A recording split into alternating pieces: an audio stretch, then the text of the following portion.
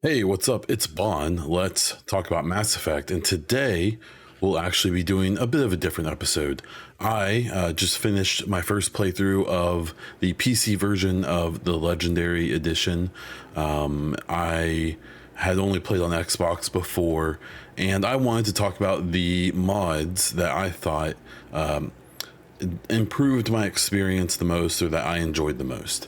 Right now, I'm going to post a picture of all of the mods I used for each game. I'm not going to talk about all of them. I don't think there were any mods I disliked. There were just some that I felt like were either really simple quality of life that I don't really need to talk about, or that I actually didn't care for that much. The Spectre mod in Mass Effect 3, I very much disliked. One, it forced you to do some stuff I didn't want to, and it was just like too much. It was just adding too much to me. It was like overcomplicating it. But I want to get into the mods I did like, and then at the end I'll kind of talk about my feelings about the modded playthrough compared to my other ones, and kind of how I want to treat that moving forward. So we will be starting off with the Legendary Edition 1 Community Patch. One thing to keep in mind is that the original trilogy had a bunch of mods to it over the last 10 years. And then when the Legendary Edition came out, it was just different enough that the modders had to go in and update the mods to work with it. Now that means that a bunch of mods from the original trilogy aren't moved over, or they're in like early access or like alpha or beta stages, and they don't work great. So there is some stuff missing, but I played the Legendary Edition, and this is what I found. So I think one of the go-tos is the Legendary Edition 1 Community Patch. This, if you scroll down and look, there's pretty extensive changes to all of this stuff. It is mostly quality of life stuff, fixing textures, fixing lighting, fixing weapons not being in people's hands correctly. It is an extensive list. It's also something that is required for many of the other things that you'll add. So if you have this patch, it will help you use other ones, other mods and things like that. But overall, it's just a really good little utility. If you look at some of this stuff, it's hard to see all of the big changes, but it's stuff like this, where like fixed visors, fixed like textures on people and other models.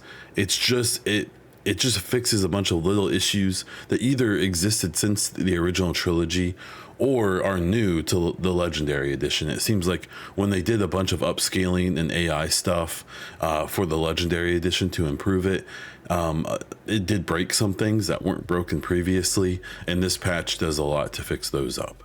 So there's my first one. The second one is the Legendary Edition 1 Diversification Project. This one's really neat because it goes through, and you can see it was highly acclaimed last year, and it's really neat because what it does is it goes through and it adds a bunch of different NPCs to especially the hub worlds. It makes them more populated. It also adds more diversity to that, where maybe it was mostly humans and things like that, which kind of wouldn't make sense on the Citadel. As you can see here, it adds like female Turian models, which aren't there typically. It fixes things. It makes some people look better. It I believe makes every single NPC look different. I never saw a single example of two copy and pasted NPCs once I put this patch in. Like this is the Primarch's or the Turian counselor's office, where typically there's no one in their office, but here you have a bunch of CSEC individuals. You've got some Elcor walking around. It's just it's very cool. I like it a lot. And this is a mod I highly suggest.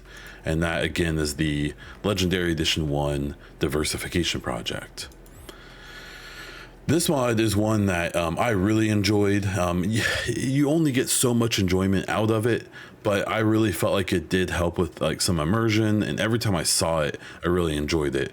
So if you look here, what it does is at the beginning of the game, in the middle, and at the end, it restores the original plan for Saren, where Saren was supposed to look like a normal Turian at the beginning, was supposed to be slightly modified in the middle of the game at Vermeer, or middle towards the end, and then at the very end on the Citadel would be fully Reaper-fied, as we see them through the entire game in the regular trilogy.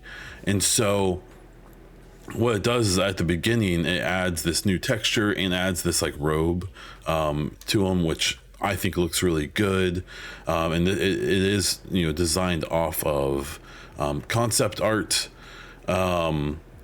You can see the difference in the face here, and the whole idea here is it's supposed to show as Saren got more and more indoctrinated by the Reaper ship they were flying on, and it was supposed to more naturally show that change, where it's kind of shocking in the regular game that you see him just instantly be Reaper-fied in the first scene of the game almost.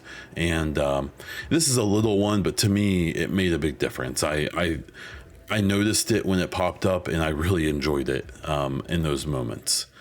This is another small one, but to me, I thought it was actually really cool. This mod, the Advanced Weapon Models for Legendary Edition 1, it replaces all of the models, which are fairly limited in the base game, with models from later in the series of various guns.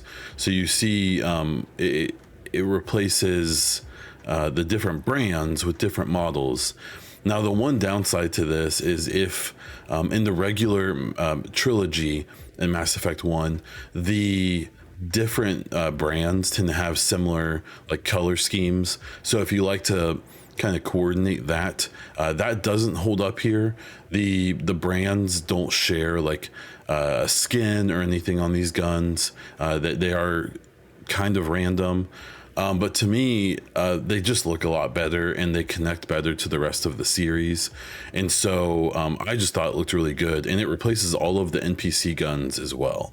So, you know, even the guards standing around the Citadel and on your ship and things like that look like this, and I think they look really great. It's one of those little tiny immersion things, but to me, I really enjoyed it. Another one like that is the Mass Effect 3 Alliance Armor for Legendary Edition 1. So what this does is it takes the various Alliance soldiers that are on the ship or around the different places you go, and it replaces their kind of generic outfits with the Mass Effect 3 Alliance uniforms that you see, and armor that you see in various parts of the game. Again, it's one of those immersion things. It just looks better, in my opinion. I think it looks really good, especially the models that are on your own squad mates.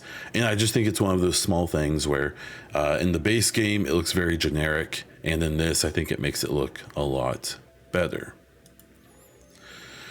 This is one that I was actually really unsure about. So this is a mod. It's a subtle face for Tali, Legendary Edition 1. This is a series of mods. In 2 and 3, it adds actual faces to all of the Quarians, including Tali. And they all are like slightly unique, which is really cool. I was actually initially against using any mods like this because many of them are way too... like they literally give her like a clear face mask, and it's just like too revealing. Part of the cool thing about the Quarians is that it is kind of mysterious.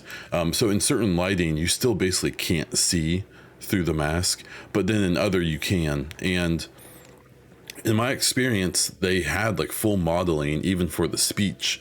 and so you can see her speak through the visor in certain angles and stuff like that. I initially was really against this mod. I wasn't gonna do it, and then I did put it in about halfway through Mass Effect 2, and I think it really did add something without being too in your face about it. So that one's probably up to you. But that's it. So that's all of the Mass Effect 1 mods.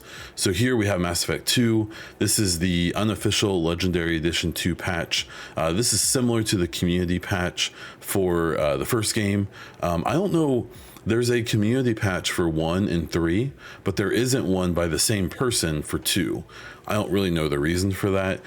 This one I didn't find to be as extensive, but it still does have quite a few fixes and quality of life stuff. This was another highly decorated one last year, and if I kind of start to click through it a little bit, you just see the stuff can be subtle. Like this one here is in the regular game, when they're talking on their little codex, they hold their finger like a foot away from their head. One of the small changes is now when someone's doing that, they hold it to their ear, basically. So it's just fairly subtle things that do look better. It's more noticeable in the game. This is surprisingly one of the big ones that like all of the little holo screens and stuff actually have stuff on them, where in the regular game they typically don't. Things being placed better and stuff like that. It's just it's a lot of small stuff, but it's really cool. I personally think it's pretty great, and it's definitely probably one of the essential mods to get for the second game.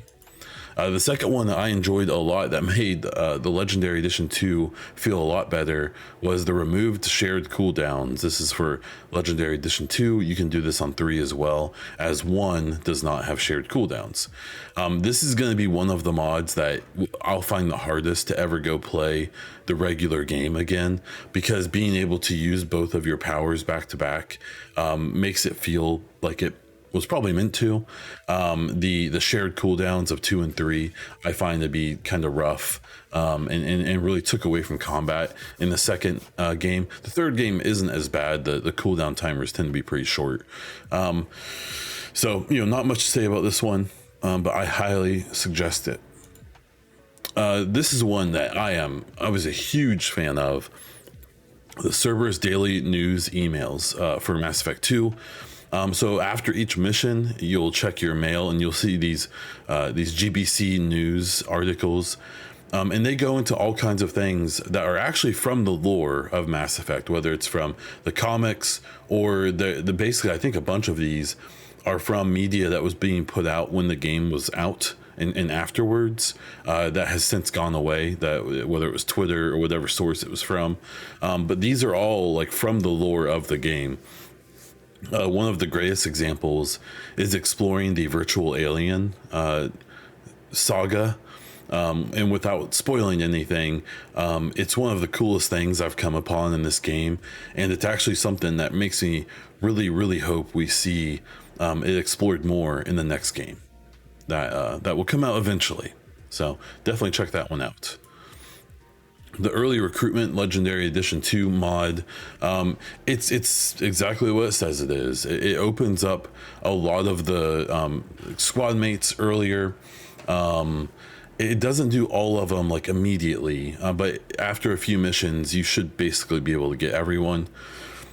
What is really cool about it is that it seems like even fairly deep into development, it was intended to be able to recruit whoever you wanted, because like Tali, you typically can't recruit until after the first like main mission that comes up.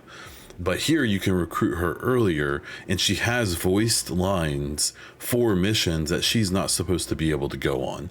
And all of the companions are like that. So I really enjoyed this mod. I think this is a very good one to get, especially if you want to like start romances earlier and things like that as well. Yeah, that's it for that one. And here's the final one for Mass Effect 2. I'm a little 50-50 on this one. It's the Risky Suicide Mission, Legendary 2. It basically through the game, and I can show an example here, instead of depending on loyalty missions and choices you make when there's conflict between your squad mates, throughout the game, who you take on main missions and who you romance and who you interact with, it will change their readiness score. If you see in the top right here, this one's for Legion. And everyone will have a different readiness level going into the suicide mission. And so all of the old, the original game things that matter for someone to survive, whether you did their loyalty mission, whether they're prepared for the role you send them on, those are all kind of thrown out and you do this instead. And so basically it gives a veteran, someone who's played the game multiple times, more variety and just more of a chance of people dying.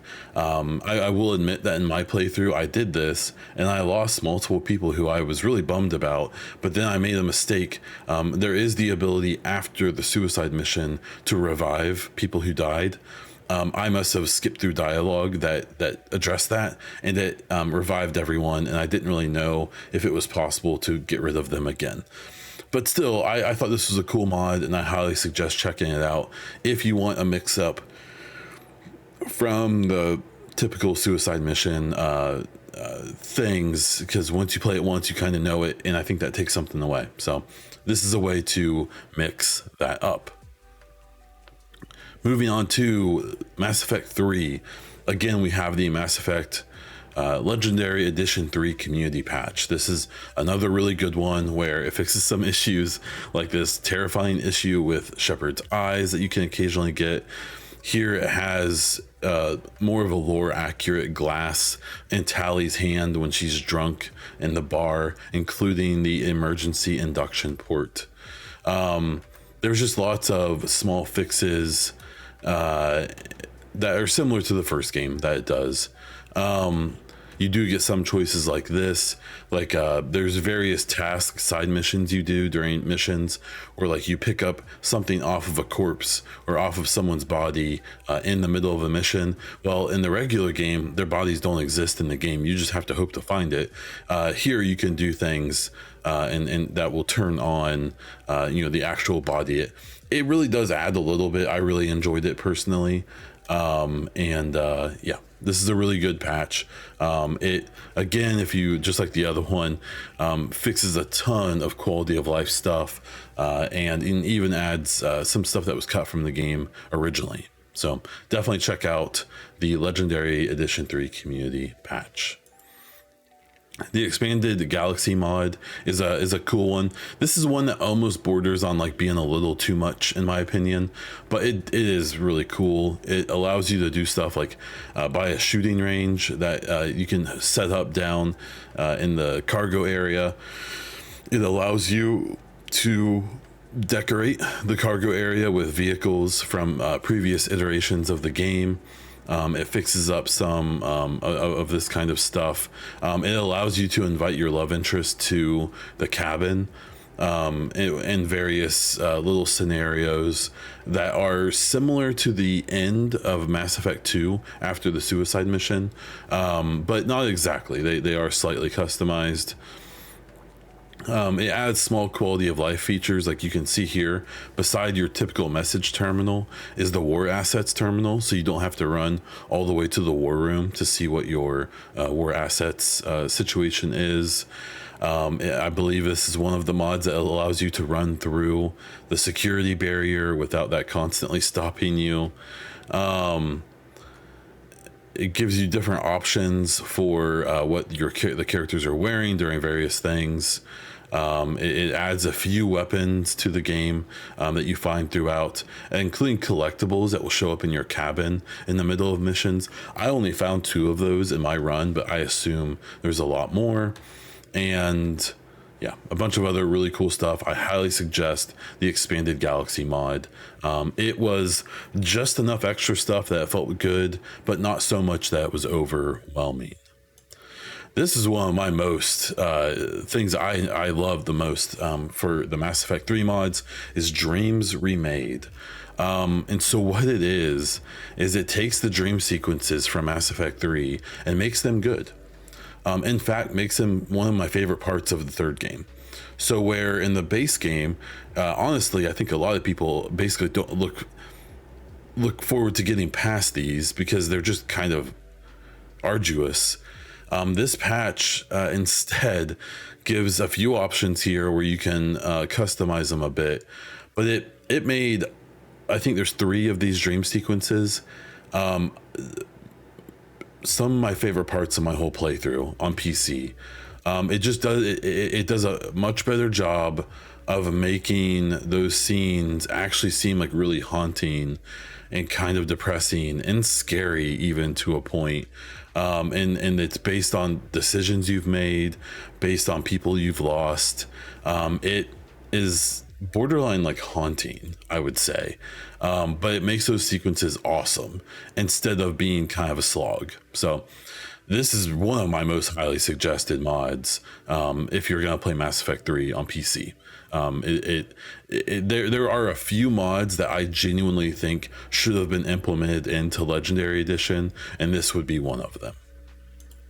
The Legendary Edition 3 Diversification Project. This is similar to the one for the first game. I did find that it wasn't quite as extensive, but it does add a lot more. You see a lot more Batarians. You see Drell in more places.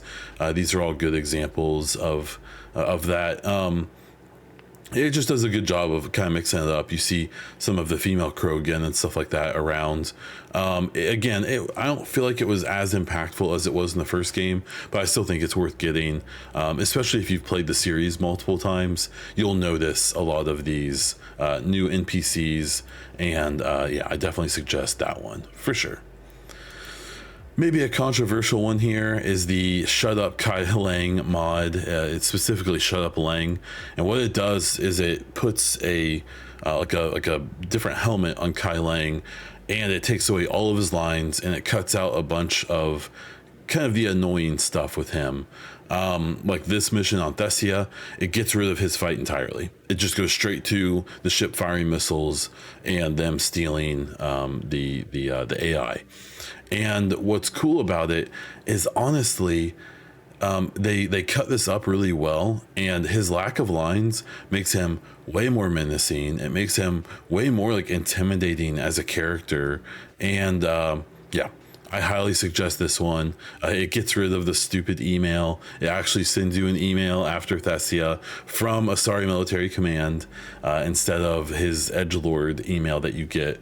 This was the one that, in my opinion, really enhanced and actually made Kai Leng's character more interesting and scarier, but that may be up to you. The big one, and this is fairly I think common, is the Take Earth Back mod. What this does is for the final mission, Priority Earth, it basically adds a bunch of stuff dependent on what you did. So the regular game does a little bit of this. You know, the allied species that you have, well, their ships will show up and stuff. Well, this takes that to a whole new level.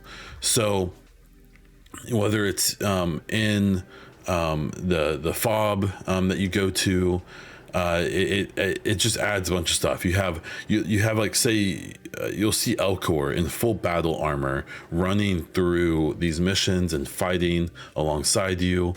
You see Volus will show up. There's swarms of Rachni running around if they're alive and if you're allied with them. You see Solarian special forces around. One of my favorite things, I don't know if there's any pictures of it here, is you see N7s all over the place. You have some of the Cerberus troops who have gone against Cerberus and are working with you now, as well as some, I don't think I saw the collectors. That's really interesting. I don't remember. Oh, I didn't do the Leviathan DLC. So if you do Leviathan, you must see them.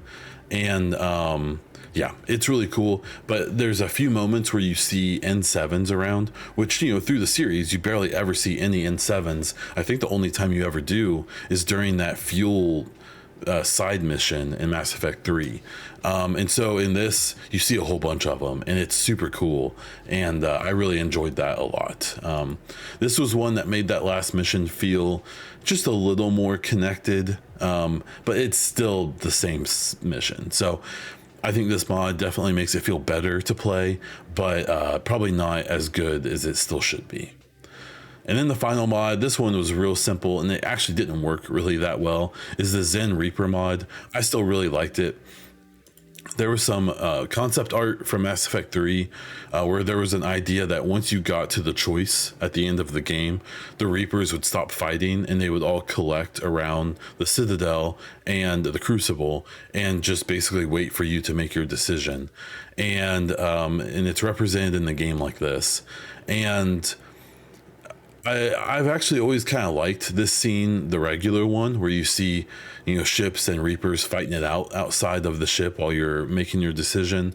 But this was really cool too. It was very foreboding. I felt like maybe they could have like doubled the number of Reapers. This picture makes it look like there's a lot. I kind of felt like it doesn't feel like there's that many. You can even add this Reaper garden thing that is part of the concept art too, I guess.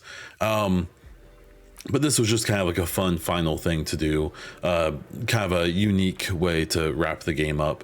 And I would say it's worth getting if you just want to mix it up a bit.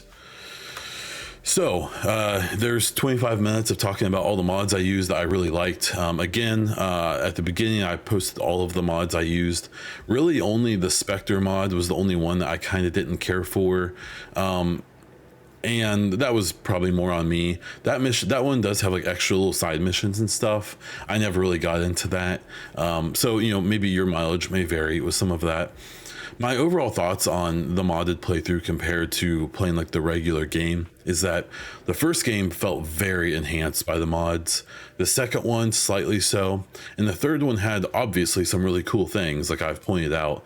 But the third one, the mods almost seemed to like make it feel like I was playing like an off-brand version of the game because they just added so much stuff that it kind of didn't feel like Mass Effect 3 anymore, but instead kind of like a fan creation, which I guess is kind of what it is.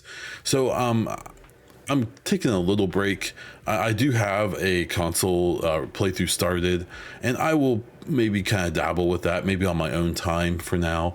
I may stream it a little bit, but I am kind of curious to play through the regular game again to see, what things I noticed during my modded playthrough that actually weren't part of mods, just things I hadn't noticed before. What kind of quality of life stuff I'm missing out on, what stuff I actually like more in the regular game. There's just something kind of quaint about the regular game. The mods fix a lot of stuff, but some of them go a little too far and kind of take you out of it a little bit.